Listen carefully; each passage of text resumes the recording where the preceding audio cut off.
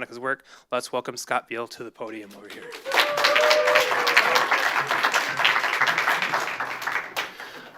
Hello. Ellen wanted me to remind everybody, if you haven't already, to silence your phone, so you don't have an embarrassing moment where your ringtone goes off in the middle of, one of Monica's or someone else's poems. Also, Monica Rico is irreplaceable, and I will do my best to do her poems justice, but if you don't have the book Pinion, you should have it and read it because it's brilliant. So 3 poems by Monica Rico.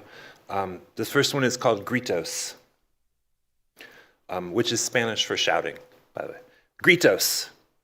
It comes every half hour, from the woods, from the backyard, from the lake, from my neighbors, and again from the houses with their curtains and televisions. It comes not unlike the blue jay splits silence, pine needles, trying their best to imitate a red hawk. It comes so often I forget to look at the driveways and automatic doors. Grocery carts with a stick of ice cream and empty pop cans with their cries for food, for comfort, for no reason at all.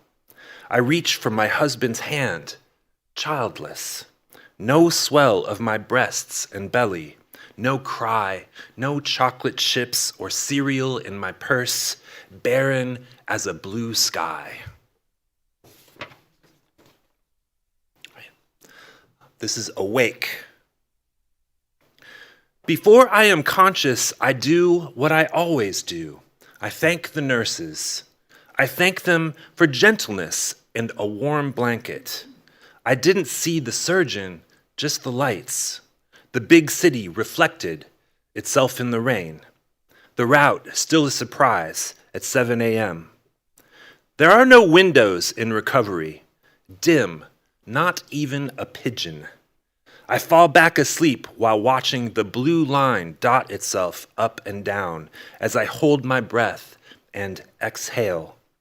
The machines give warning and put oxygen in percentages. It's hard to keep falling asleep. Touch the Band-Aid on my chest, the sensors, the cuff, the needle in my wrist, soldered and yanked out by discharge. To think the tape was the worst part. To make myself free, my husband cuts my ID band and buys me coffee. All I can remember is I couldn't stop talking about donuts.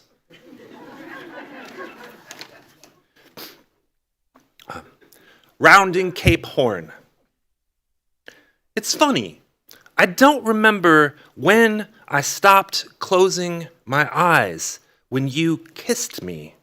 I liked watching your eyes close. I liked seeing you trust me.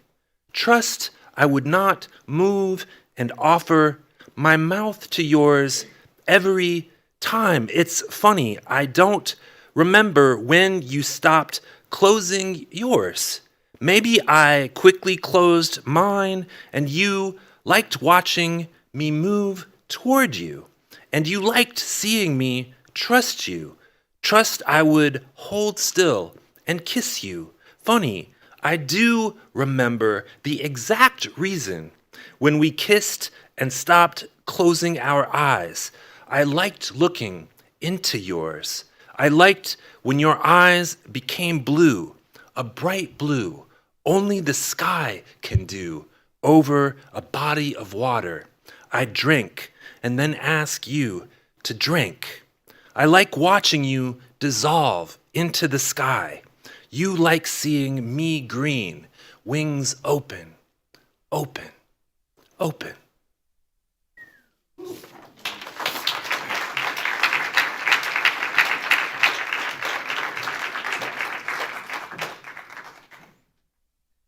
Thank you very much. All right, our next author, we have Ashwini Bhasi. Ashwini is a bioinformatician and interdisciplinary artist from Kerala, India. Her hybrid work merges scientific data, poetry, and visual art to explore the lived experience of chronic illness, trauma, and disability.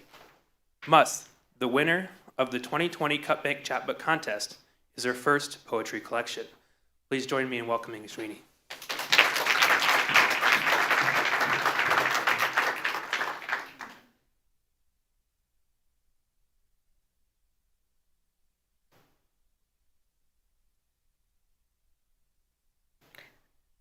Hi. So I'm going to share some poems, this one visual poem and some erasure poems, which are connected to endometriosis, the lived experiences of endometriosis.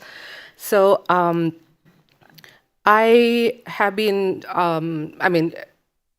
most of us know a little bit about endometriosis, but I think not enough. So I was diagnosed after over 20 years of misdiagnosis, and it was very advanced.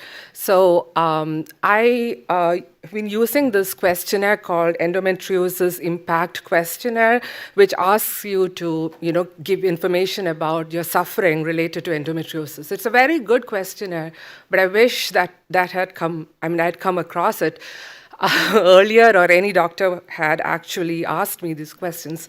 So I'm going to first, this is a visual poem I created from one of the questions. I'll read that, but I just wanted to show you, this is a questionnaire.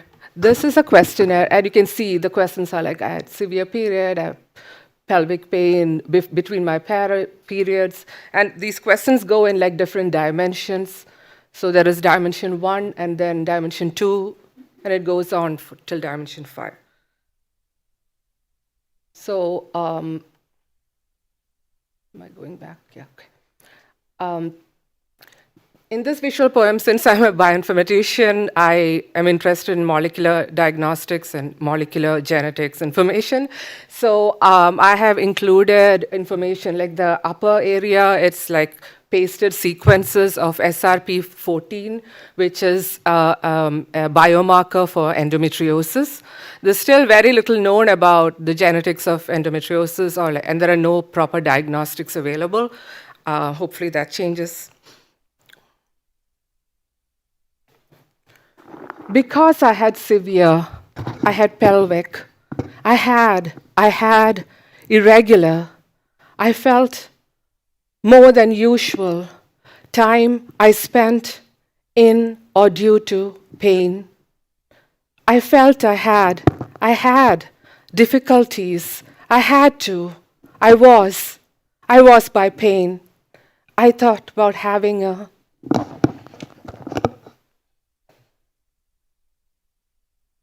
So now these are the erasures. So you saw the questionnaire, so I've just used words from the questionnaire. So the first one is physical impact of endometriosis. This is similar to the visual poem that I just showed you. I had severe, I had heavy, I felt tired, I spent time in bed. I felt I had difficulties. I had to decrease. I thought about having not at all, a little, somewhat, quite a lot, very much. Dimension 1, psychological impact and social impact of endometriosis. I felt uncertain about, I felt because I experienced. I felt nobody understands. I felt less. I felt worried. I felt I had feelings of defeat or hopelessness. I was concerned. I was not able. I reduced. I decreased. I felt.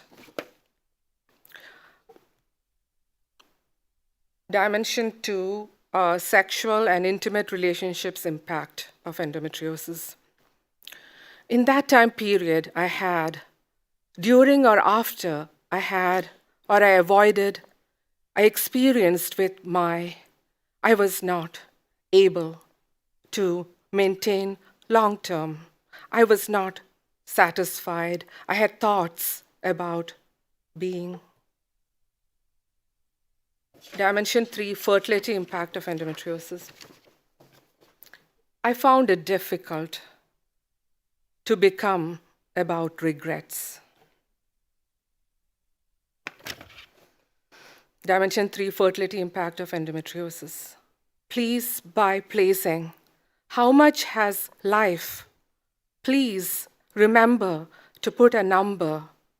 That time is not relevant to you, if all about fertility not relevant to you, please, the box, go to next dimension. Employment and financial impact of endometriosis. I had difficulty. My eye experienced limitations. What can I do? I reduced my eye, took time off, concentrating or focusing on I think I missed out. I was afraid. My job, my income. I felt unable to reach. I experienced due to the cost of or lost. Final one, educational impact of endometriosis. Because of time, I experienced difficulty or I did not complete my on time. I missed, I needed more time. To that I was unable to reach. Thank you.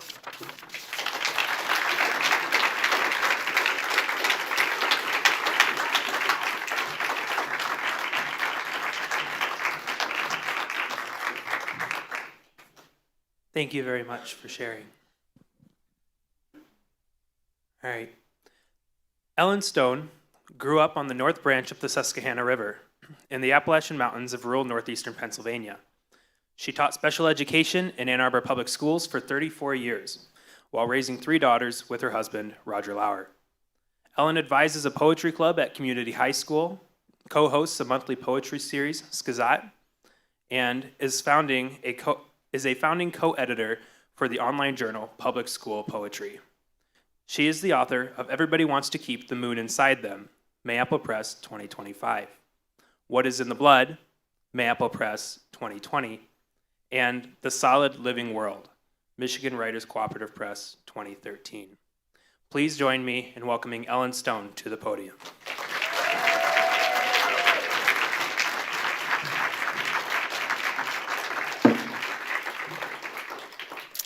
Thank you, Matt. This is probably the most beautiful setting I've ever read in. And it's perfect that it's the library, because I feel like my poetry is because of my community. So it comes from Community High School, it comes from my collective poetry people, some of whom are here, and I just feel so grateful.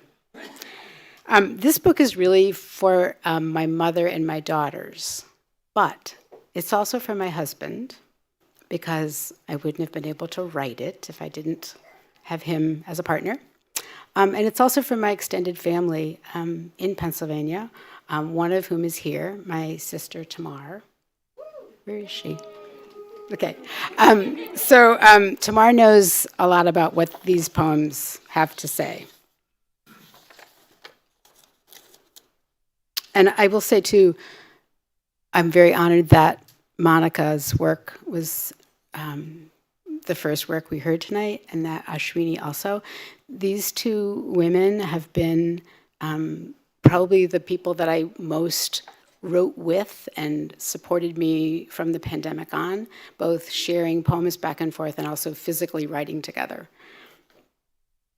This is called Bright Side of the Moon.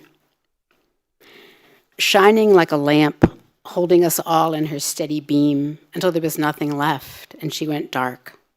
Father, lighting lanterns in the house when the lights went out, always walking out a door when he felt like it, choosing a destination and roaming even with no light, while the moon just shines, makes everyone a path. Why did I do so much? Mother wondered at the end, as if there could have been another way. Don't use me as a role model, I tell my daughters. Don't do everything I do. Working in her shadow, floors clean, dishes swept off the counter. Don't let the clutter overtake. Mix and make, skin elastic in the moon. Consumed, If we had known then, Father says, as if we did not know her, as if we did not want to keep the moon inside us, swallowed, buttery. We idolize her, mother, moon, while we are gas or kerosene, combustible, made solely for consumption, moon swelling, overfull, disappearing to the other side. You always look on the bright side, my daughter says, not knowing how much I've searched for her light. When I was a girl, June blanket of berries to pick, while she was buried in bedclothes, dark clouds, scarlet fruit scattered in the garden straw, as if the strawberry moon splintered. I gathered shards. This is Cream Puffs. Those days, she was eggy. Seemed like the sun always shone. Lemon sifted spring, lazy pollen drifts, rusted old box grater. Stirring vanilla custard thickened from just cornstarch, white sugar. Dribble thick milk, yolked in buttercups, all the livelong day. Mom always cooking something up, humming. Drops of batter dough spun with a whack of hands, big against the pastel bowl, faded. Nothing matched in the kitchen, but we were clothed and fed enough, and here come the cream puffs, browned puffballs, through the splattered oven door, scotched up against each other, sheet pans steaming. Let them cool, kids, watch out, step by the dog, hack off the top and slap the cream inside. Cloud, sweet fluff, never let it cool enough. So oven warm, and God knows what we'll have for dinner.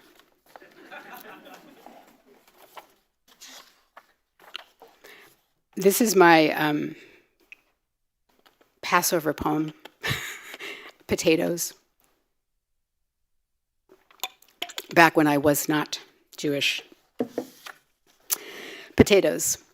The milky disc she handed me for supper's pot tasted like, I thought, the moon should, shining through the front yard pine, crisp when I bit it, but also watery with a touch of salt.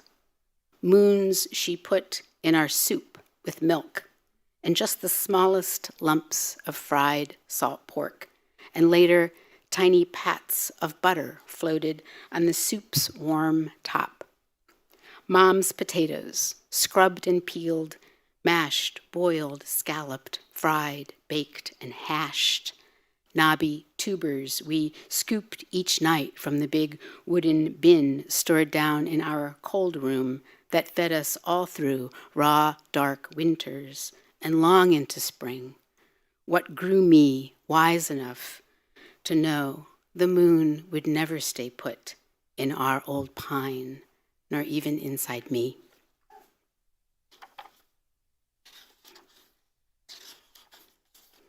Depression as guest.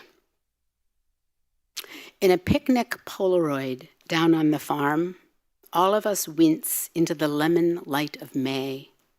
The yard, new with green, table laid with Tupperware. You can't see people much, but here my sister peeks out next to the macaroni salad. She's stuffed in near Granny, who's wearing pink and glasses pointy as triangles. We carry out what was inside all winter.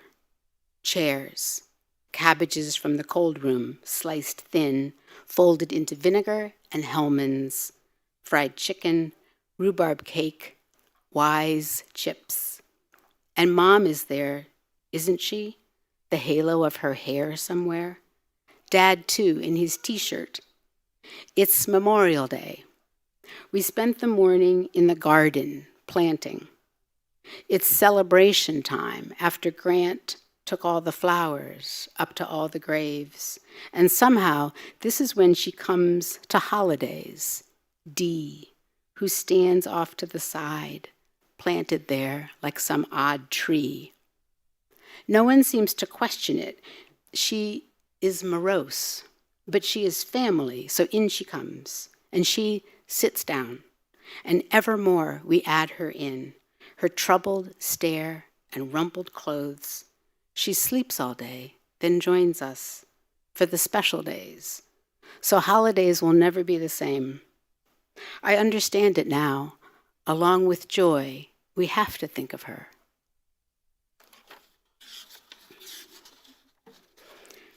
Sorry, my poems tend to be kind of sad. I have one funny poem. I promise I will read it.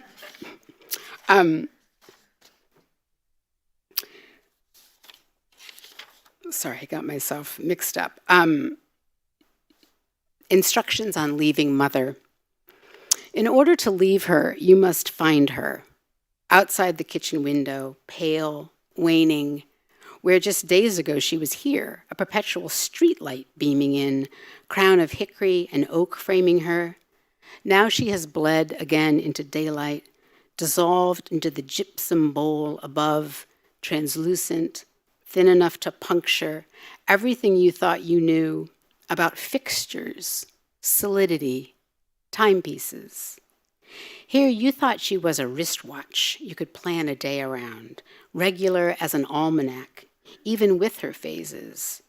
Now, mother as floater moon, alabaster searchlight over the tree line, suspended. Soon the sun denudes the sky, obscures her, but she has seeped outside now. Oxygen. This next poem is for my dad, and at 66, I now realize I should have learned a lot more from him, like how to gut a fish. Killing the fish. I don't suppose he thought about it much, the silver fish we caught dumped in the plastic pail, their slip and curl and gasp when he poured them in the sink. But I looked on at his steadiness, how he took pliers to the skin after he cut a thin circle round the head and yanked it off like you undress a doll with clothes too tight. Likewise, he gutted them. His fish knife held mirrored scales in tiny patches on its shaft until he washed them off, the guts hauled to the garbage pile or buried underneath the beans, the fillets tossed in flour and laid out in a buttered pan for lunch. The fish were mild in their death and only spoke of pond and mud and all that time held in their cold green world. I ate them like a tiny prayer, or maybe less, as if I knew violence was part of every day, what I was given in my life. It turns out that April is Sexual Assault Awareness Month. I didn't realize that. And I don't love reading poems about sexual assault, but I also think I need to. Like, it's time to be brave. So I've never read this poem before, and I'm going to read it because I'm going to read it for all the women out there, like more than a quarter of us, maybe way more than that, because they all don't get reported, who've had to deal with this. This is called How to Stay Alive. Walking down the path of almost night, its syrup just starting to beckon, sycamore sticky and swelling. A dark star falls, shooting arrow light into the back of my head. Branch, tangle, sky, fists and drums, air so angry, honed bolt of how you stay alive. I am on the ground, hawk wet, and who knows if I'm bleeding, but the wild boy has bound me and filled himself with lightning bolt, as if he borrowed the last rays sinking above the tree line. And the crows know, sharp screeching, this flinted wrong below the slightly twisted pines they perch in. But I soothe talk like a mother waving her voice a bit, a small flag, soft reminding the feral one, full of this jagged light, how he will treat me when he does what he will do. I am a flashlight, glowworm, crawling up from moss ground to spread a message. Clean up your mess, come home to dinner, or do what your mom says. And he leaves after he gets what he wants, but he does not kill me.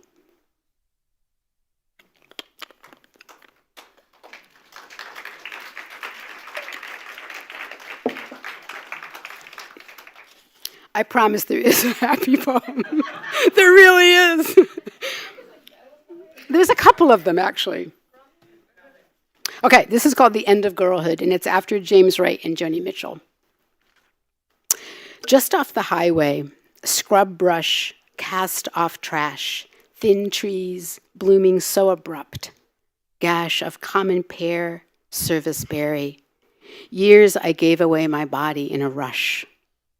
What I could not tame with rationality, tears and moons, me a Ferris wheel, wild, round thing, swirling in the night, glowing, circle dance, following with no apology.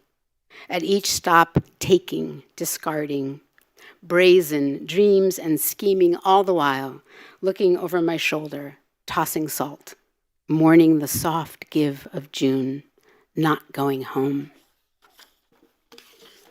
Okay, this is a poem for Roger.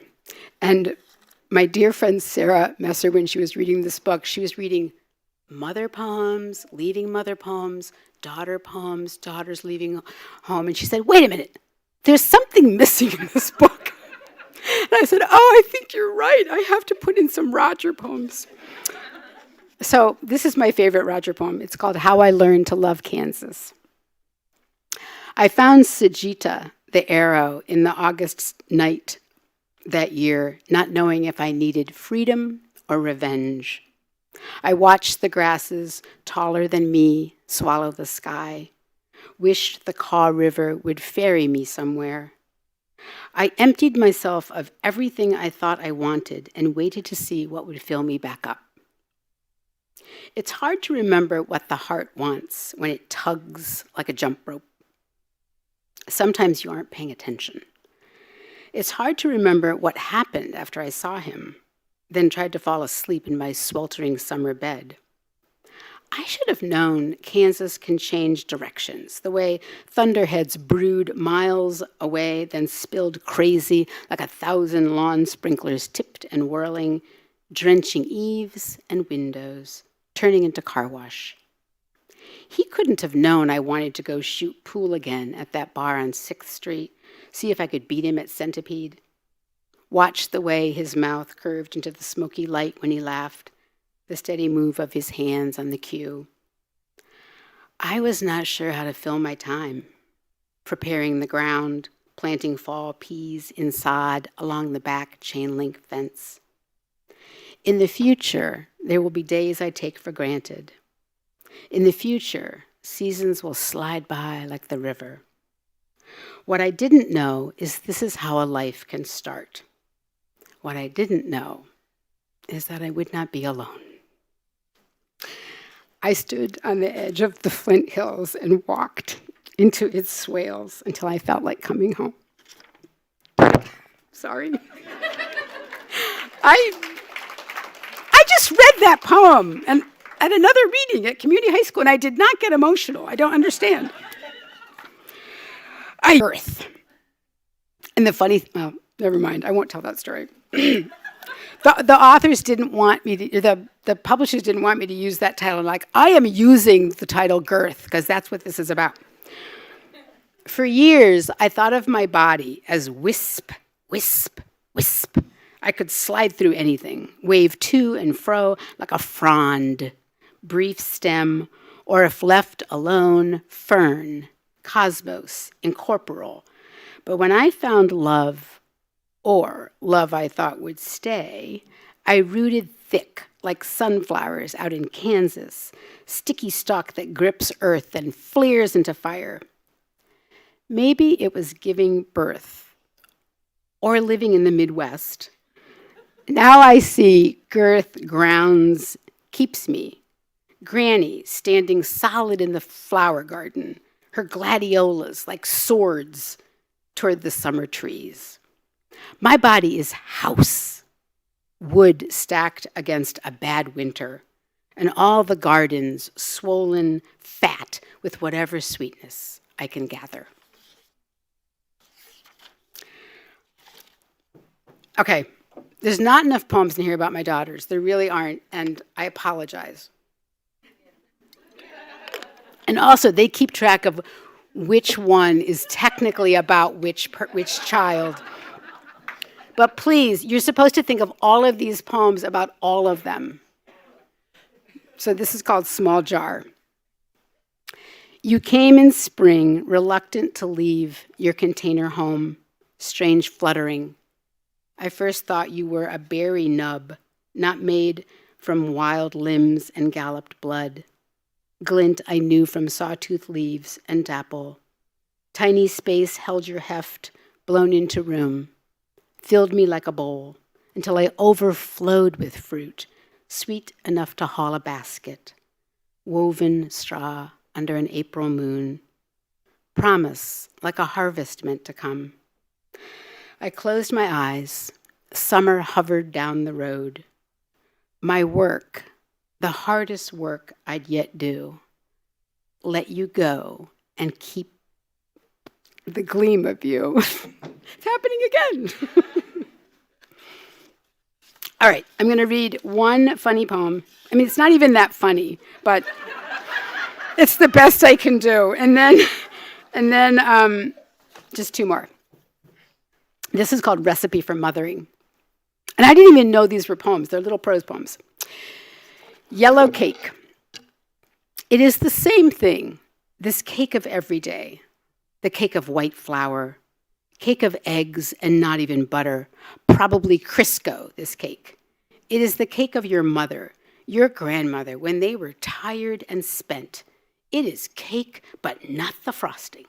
Nothing special, only cake, because they told us we could have cake. Here is the dessert you were promised. Some salt, some baking powder, not even vanilla if it is too expensive because your mom hates the fake kind, maybe some almond flavoring because it's cheaper. Maybe she forgot to grease the pan, that kind of cake. Maybe you must chisel the cake out, but still, it's cake. Here it is for you. Meringue. You think this is the answer to your prayers, this covering. It changes the landscape, as if you created a mountain, a seascape of frozen wave, of joy.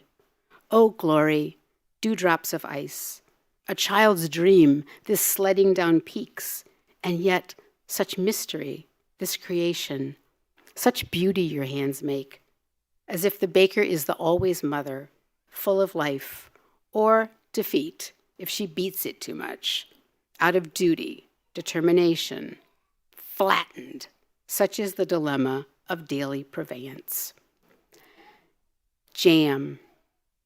Always this gathering, containment of worry, what the women before you gave you, a way to make something out of waste, out of too much, tumult and tangle, a hedge of berries overgrown, finches and titmouse flitting, robins and jays eyeing you as if to say, get to it. A gravel roadside sweep. Elderberries rise above. Pears about to sag in the old orchard. Wasps circling. Take your sorrow and stew it down. Add sugar. Squirt a lemon for bitterness. To remember. Summer simmered. Thin juice thickened. Spread for winter.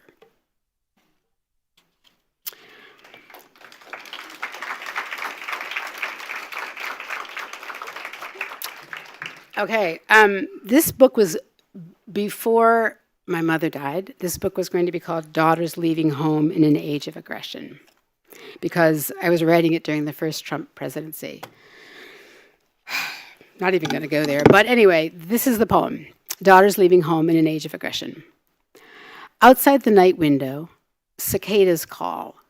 Or tree frogs, I never seem to remember which small thing.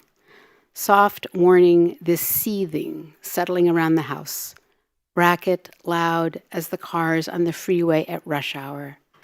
Now calm somehow, as if the grass was gossiping a bit, rustling and whispering, what is happening in the subdivision? Neighborhood news from the elementary school erupts, young parents wondering which teacher their children will have. What old shoes and silver someone gently lays on the sidewalk berm as if to say they've walked away. Our small, privileged tragedies. When I pull warm sheets from the dryer, the fabric still smells of their skin. How much of a miracle, girls' cells remaining wrapped up in fibers of cloth.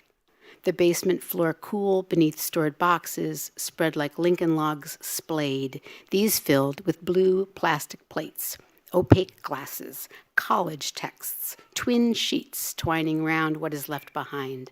How to let them go into this world of the strong-armed. Their grandpa and his rifles, like nostalgia, how he taught us to hunt but fear each other, watch out for ourselves, not let there be a savior. Now, a woman still seems like fresh meat. The word jackal, too good. Coyotes, too monogamous for such human beasts. Commerce, stripped blood and bone. I listen too much, as if the wind had a scent I could follow, as if I knew how to track my daughters out there in the world, this place of twisted facts, rabid dog eat dog, aggression gone haywire. We've taught them to trust, but every time choppers lift above the tree line here, whirring in a rush, headed for the hospital emergency route, I think of war. Do I tell them? Prepare to arm, or don't prepare. And then I'm going to read the last poem in the book. Also for my mother, who we lost 3 years ago tomorrow, actually. And my mother is probably the most patient, strong, and resilient woman I've ever met. She dealt with bipolar illness from her 40s until she died at 90. In the pond before turning 65. My arms dive, then float, exposed as bone or ivory root in the pond's olive mud. Earthy milfoil carried into air by geese arriving in the spring. Submerged fronds ripple my limbs while I swim elongated ovals near the edge, lined with pine, maple, beech, where long ago sheep meadow hugged woods. This is the place my mother rested after skating, my little sister on her lap, near Grandpa with his wool flannel hat. An abandoned wooden raft is sinking on the opposite bank, kitty corner to the underwater boulder we always stood on, children in the shallows where we felt powerful and old. My hands flip in and out, little ghosts in feeble light emanating from the burning sky. I could be a sunfish wriggling in the cold green, but these phases of the July moon trail me instead, where I see my mother now that she has risen, discreet, solitary, ready to disperse. Thank you.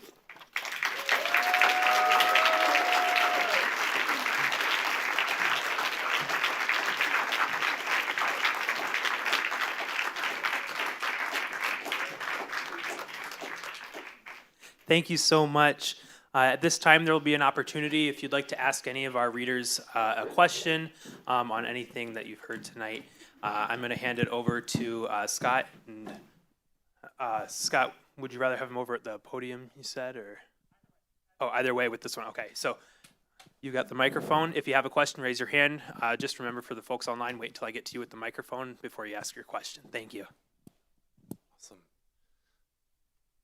I don't have, yeah, good. Hi.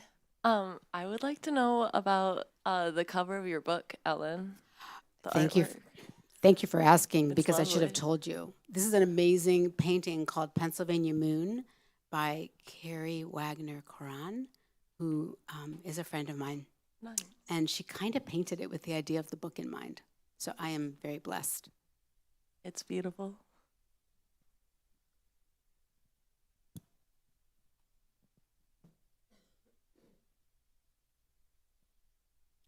Well, I can ask some questions while while people come up with it. One thing I was thinking about while listening is, in both of your your work is very different. At least the poems you presented tonight is very different from each other. But I think there are ways in which you're both writing about kind of like hidden pain, or pain that is difficult for other people to see, right? And particularly women's pain that is difficult for other people to see or to experience, right? And the ways in which that stays like hidden or buried, or women are discouraged from talking about it, I think that you spoke to that a little bit in your preamble about the sexual assault poem, but it shows up in the ways in which depression shows up in those poems. And of course, Ashwini, not just in the work that you shared tonight, but you often are talking about chronic pain that affects women in ways that, that is often under-recognized, right? And so I'm wondering if both of you could talk a little bit about that as a focus, or as a, the challenges of talking about that, in real life and in poetry, a little bit.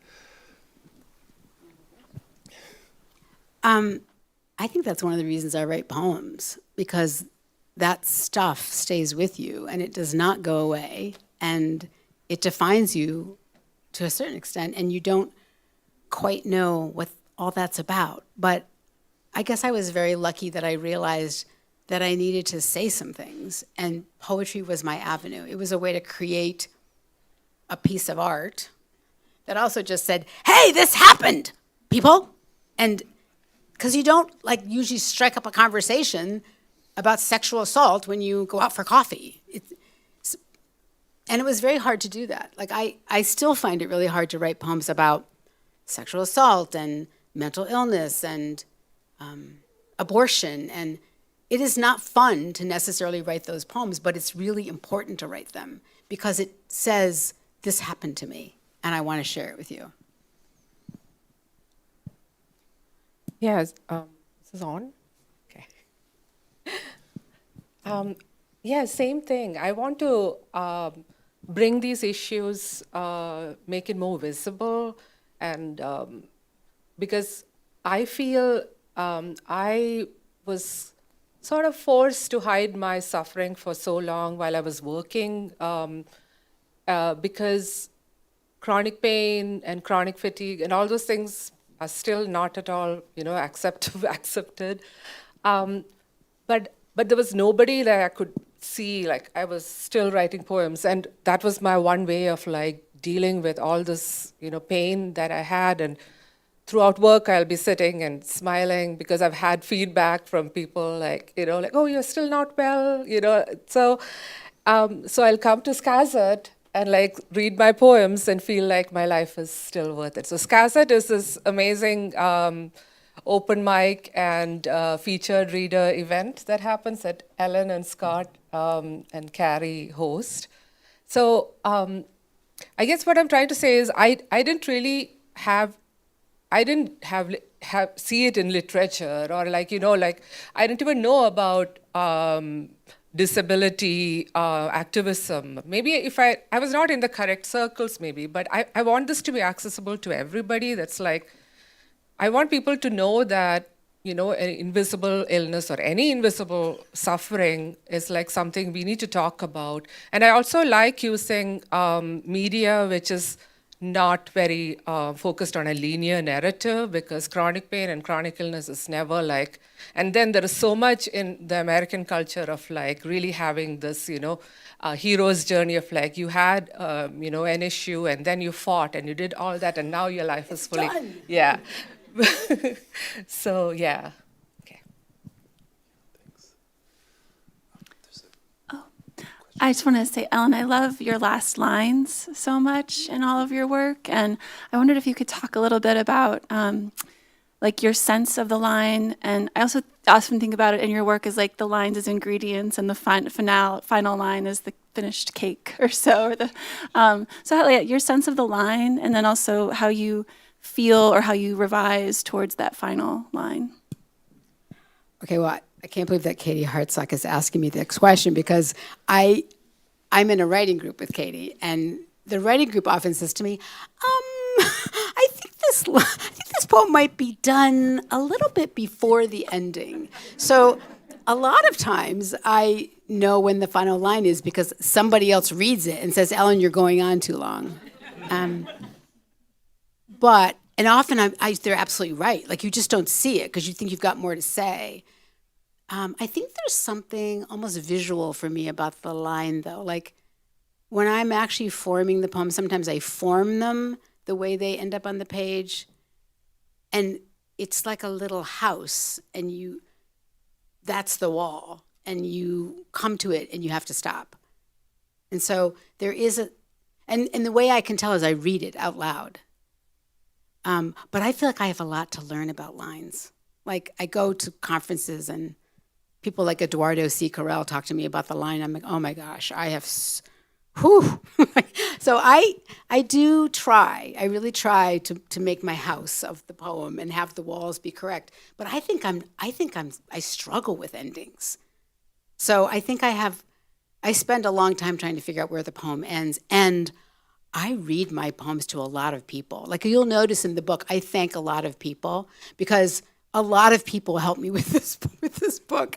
It's not me by myself. It's a huge community. So I love lines. I think of them all the time. I love constructing them. They are still a mystery to me. I do the best I can. So, Ellen, I'm curious as to what more specifically the moon represents for you in relation to your mother and your daughters, and how that relates also to your poetry in this book. That is Azalea, one of my students. I'm so happy that Azalea is here. I didn't know that the moon was central to me. I really didn't until my friend Sarah was reading the manuscript and was saying, there's a lot of moons in here. What if we called the book Everyone Wants to Keep the Moon Inside Them, which was a brilliant idea, and I would never have thought of that. When my mom died, my older sister and I noted that there was a full moon. And we were so bereft because we'd lost my mom so many different times that finally losing her brought back all those times. But there's something about the full moon that fills you up. And when the full moon comes around, my older sister and I will say, Mom's back. There's a full moon out there, she's back. And it is so comforting. I mean, it's fairy tale, right? But we really do go out and talk to the full moon like it's my mother. Because she was fully there. She was the best mother on the planet, and then she disappeared. So it's just too good of a metaphor. We had to steal it. And I love the moon. I mean, literally, in my other book, there's a time when my mother and I are driving down the road, and she sees the pink full moon, and she says, oh, it looks artificial. She loved the moon, too. So I don't know. I just connect with, it's weird how you just connect with things around your family members that you love. You don't know why. But the moon and my mother are now forever entwined. That's really, I was going to ask about the moon too, because I think the moon is such a lot of people say a lot of things about the moon, you know, like it's a metaphor that can be, it's easy to drift into cliche, right? And you use it in so many interesting ways in the book. Like the way that there's like a strawberry moon that shatters, and the speaker's like gathering the shards as a way of like collecting bits of feeling about her mother. And then there's I was really like, I gasped at the end of one of the poems where the speaker says something about how the moon won't stay in place above the pines or even inside herself, you know, and that way of ending that poem is just such a gorgeous way of using the moon in an unexpected way. So this is more of a comment than a question, but it's really beautiful stuff. Here's the thing. I think as a poet, you should never listen to people who say, don't write moon poems. Like one person said to me, never have a line of poetry where there's just one word. You just don't do that. And I, like, why? Like, who said that? Like, there's a rule? So I do think that when people say these suspicious things to you and you're writing something that matters to you, you should not listen to them. People that tell you what to do in general, I have a hard time with. Yeah. Right on. That's my husband laughing.